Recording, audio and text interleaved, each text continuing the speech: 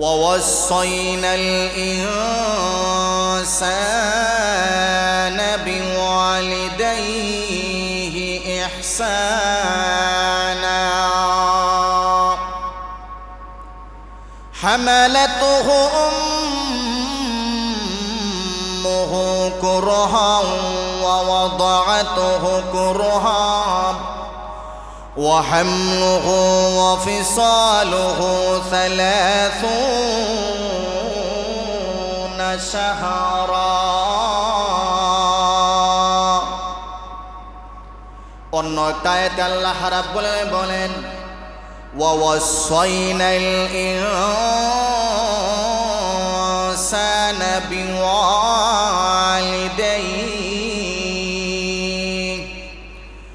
حملته أمه وهنا على وهن وفصاله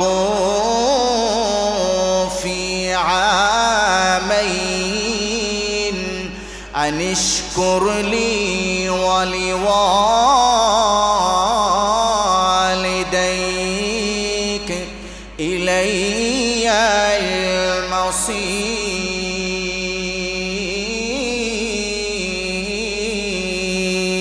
المصير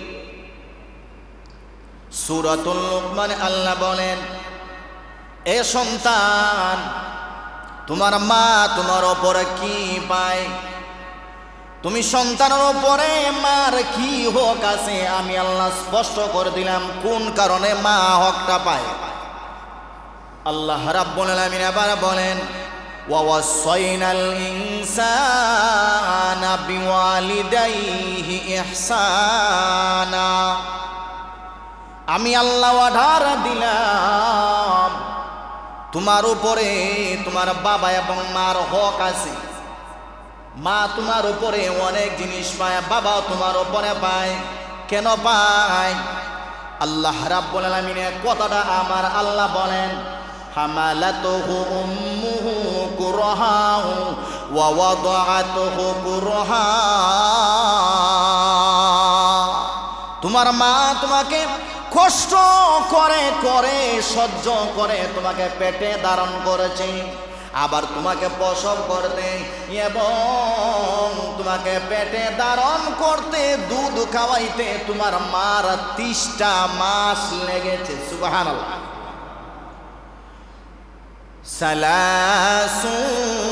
সালাসুনা শাহরা 30টা মাস তোমার মায়ে তোমারে দুধ পান করাইছে পেটে ধারণ করতে এবং দুধ পান করাইতে 30টা মাস লাগলো অন্য আয়াতে আল্লাহ রাব্বুল আলামিন বলেন ওয়াওয়াসাইনাল ইনসানা বিওয়ালিদাইহি হামালাতুহু উম্মুহু ওয়াহানান আলা ওয়াহনি ওয়া ফিসালুহু ফি আমাইন আল্লাহ বলেন তোমার মা তোমাকে কষ্ট করে করে পেটে ধারণ করেছে আবার কষ্ট সহ্য করে করে তোমাকে প্রসব করেছে এমনকি তোমার মা ওয়াফিসালুহু তোমার দুধ পান করাইছে ফি আমাইন 2 বছর 24 মাস সুবহানাল্লাহ এজন্য তোমার মা তোমার কাছে অনেক অধিকার পায় তোমার বাবা তোমার কাছে হক পায় তোমার বাবা তোমার মা তোমার কাছে পায় আল্লাহ রাব্বুল আলামিন বলেন আনিশকুরলি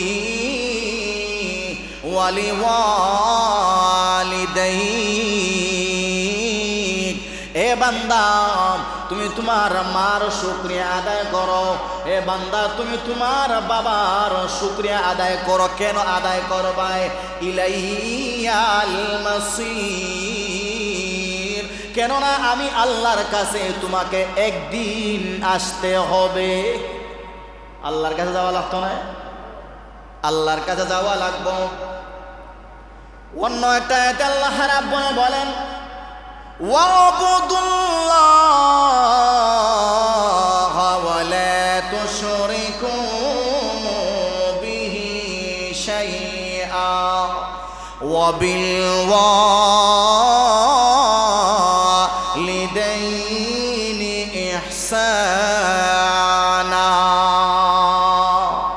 আমি আল্লাহ রাব্বুল আলামিন এই সন্তান তোমাকে আমি আল্লাহ আদেশ করলাম, আমি আল্লাহর গোলামি তুমি করবা, পাশাপাশি মা এবং বাবার উপরে তুমি ইহসান করবা, বাবার সঙ্গে ভালো ব্যবহার করবা, মার সঙ্গে ভালো ব্যবহার করবা, আমি আল্লাহর সঙ্গে কাউকে তুমি শরীক করবা না। সুবহানাল্লাহ। এটা কার অর্ডার? আল্লাহর অর্ডার। গোলামি করব আল্লাহর। 2 নম্বরে মা এবং বাবার খেদমত করব। 3 নম্বরে আল্লাহর সঙ্গে কাউকে আমরা শরীক করব না। মুসলমান ভাই, এজন্য আল্লাহ রাব্বুল আলামিন বললেন, এই পৃথিবীতে এমন 4 প্রকারের সন্তান আছে, যে 4 প্রকারের সন্তানের বাবা এবং মা বিনা হিসাবে আল্লাহ জান্নাত দিব। সুবহানাল্লাহ। এমন 4 প্রকারের সন্তান আছে, যেই 4 প্রকারের সন্তানের বাবা এবং মাকে আল্লাহ জান্নাত দিয়ে দিব। 1 নাম্বার হলো, আল্লাহ রাব্বুল আলামিনের পয়গম্বর বলেন, যেই সন্তানের বাবা এবং মাকে আমার আল্লাহ জান্নাত দিব, সে হলো হাফেজে কোরআনের বাবা এবং মা। সুবহানাল্লাহ। কিয়ামতের মাঠে আমার আল্লাহ ওই হাফেজের মাকে আল্লাহ জাহান্নামে পোড়াইবে না, হাফেজের বাবাকে আমার আল্লাহ জাহান্নামে পোড়াইবে না। আল্লাহ রাব্বুল আলামিন বলেন, এ হাফেজ সাহেব, ভালো করে শুনবা, তুমি কোরআন মুখস্থ করেছো আর আমার বিধান অনুযায়ী তুমি জিন্দেগি চালাইছো, এজন্য আজকে কিয়ামতের মাঠে আমি আল্লাহ তোমার বাবাকে আমি আল্লাহ জাহান্নামে পোড়াইব না, আমি আল্লাহ তোমার মাকে জাহান্নামে জ্বালাইব না। যাও হাবিব চাম, যাও যাও, আমি আল্লাহ তোমাকে যে একটা অধিকার দিয়ে দিলাম, যাদের জন্য আমি আল্লাহ জাহান্নাম ওয়াজিব করে রেখেছিলাম, কাদ ওয়াজাবাত লাহুন নার, যাদের জন্য জাহান্নাম ওয়াজিব হয়ে গেছিল, এর মধ্যে তোমার বাবাও আছে, তোমার মাও আছে, তোমার দাদা আছে, তোমার দাদিও আছে, তোমার নানা আছে, তোমার নানিও আছে। আমি আল্লাহ এই অর্ডার তোমাকে দিয়ে দিলাম রে হাবিব সাহেব, তোমার বাবা মাকে তুমি সুপারিশ করে জান্নাতের ভিতরে তুমি ঢুকাইয়া দাও। হাফেজের মারে আল্লাহ জাহান্নামে জ্বালাইতো না, হাফেজের মারে, আলেমের মারে আল্লাহ জাহান্নামে জ্বালাইবে না। হাফেজের বিষয়ে আল্লাহর পয়গম্বর 10 জনের সুপারিশের ক্ষমতা দিয়েছেন, কিন্তু আলেমের বিষয়ে 10 জন না আরো বেশি আছে। কিন্তু একজন মানুষ যদি আলেম হয় আবার হাফেজ হয়, শোনায় সোহাগা। কাজেই যদি আপনারা জান্নাতে যাইতে চান, একটা নাতিরে অথবা ছেলের ঘরের নাতিরে অথবা নিজের ছেলেরে হাফেজ বানাইলন, জান্নাত ভাই জান্নাত পাইলি বা। সুবহানাল্লাহ। নিজের ছেলে হাফেজ হইল না, আলেম হইল না, ছেলের ঘরের বানান, আর না হয় মেয়ের ঘরের একটা বানান, কমসে কম সুপারিশ করে জান্নাতে নিতে পারবো। সুবহানাল্লাহ। 2 নাম্বার হলো, যেই সন্তানের বাবা এবং মাকে আল্লাহ জাহান্নামে জ্বালাইবে না, যেই সন্তান শহীদ হয়ে গেল, ওই শহীদের বাবা এবং মাকে মহান আল্লাহ জাহান্নামে জ্বালাইতো না। সুবহানাল্লাহ। আল্লাহ ক্ষমতা দেয়া দিব সুপারিশ করার, যা যা আমি আল্লাহ তোর সুপারিশের ক্ষমতা দেয়া দিলাম, তুই তো আমার দ্বীনের জন্য শহীদ হয়েছস, ইসলাম কায়েম করার জন্য শহীদ হয়েছস, কোরআনের আইন প্রতিষ্ঠা করার জন্য শহীদ হয়েছস, আমি আল্লাহ তোর আজকে সুপারিশের ক্ষমতা দিলাম, যা যা তোর বাবা এবং মারে লইয়া তুই জান্নাতে যা। 3 নম্বর সন্তান হল, আল্লাহর পয়গম্বর বললেন, এ উম্মত আমার ভালো করে শুনবা, 3 নম্বর এমন একটা সন্তান, যেই সন্তান মায়ের গর্ভ থেকে বের হয়েই মারা গেছে। সুবহানাল্লাহ। এমন সন্তান আছে না নাই? এ মুসলমান, অনেকের সন্তান আছে, মায়ের গর্ভ থেকে বের হয় একটা সিল্লানি দিয়া মরিয়া যায়, অথবা 2 দিন পরে মরিয়া যায়, অথবা 1 মাস পরে মরিয়া যায়, 2 মাস পরে মরিয়া যায়। নাবালেগ সন্তানের আমল নামা আল্লাহ বালেগ হওয়ার আগ পর্যন্ত খুলে না। সুবহানাল্লাহ হইতেন। সে হলো নাবালেগ, তার আমল নামা খোলা হয় নাই। ওই নাবালেগ সন্তান যদি মারা যায়, আল্লাহর পয়গম্বর বলেন ওই কিয়ামতের মাঠে এদেরকে যখন আল্লাহ জান্নাতে দিয়ে দিব, নবীজি হাদিসের মধ্যে বলেন, বুখারী হাদিসে বলেন, ওই ছোট্ট সন্তানটা বাবার জামার মধ্যে দরিয়া দরিয়া টানিয়া টানিয়া জান্নাতের ভিতরে লইয়া যাইব। সুবহানাল্লাহ। নবীজির হাদিসের মধ্যে আছে, জামা দরিয়া দরিয়া কইব, আল্লাহ আমার জান্নাত দিলাই, আমার মা কি দিস করলো? আল্লাহ তখন বলবেন, তোর মা গুনাহগার। সন্তান বলবে, আমার না গুনাহগার হোক, আমার মারে আমার সঙ্গে জান্নাত দেওয়া লাগবে। আল্লাহ বলবো, ওরে সন্তান, তোর তো কোনো গুনাহ নাই, তুই এমনিতে জান্নাতি মানুষ, আর জান্নাতি মানুষের সুপারিশ আমি আল্লাহ কবুল করলাম। যা তোর বাবারে তোর মারে লইয়া তুই জান্নাতে যা। কাজেই সবর করতে হবে।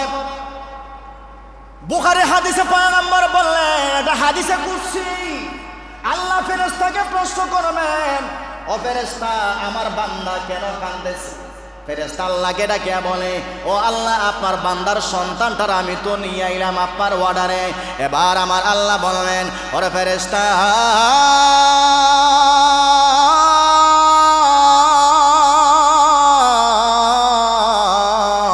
আমার বান্দার কলিজার টুকরাটারে তুলে লই আইলে, আমার বান্দা তো কষ্ট পাবার কথা, আমার বান্দার কলিজার টুকরার সন্তান।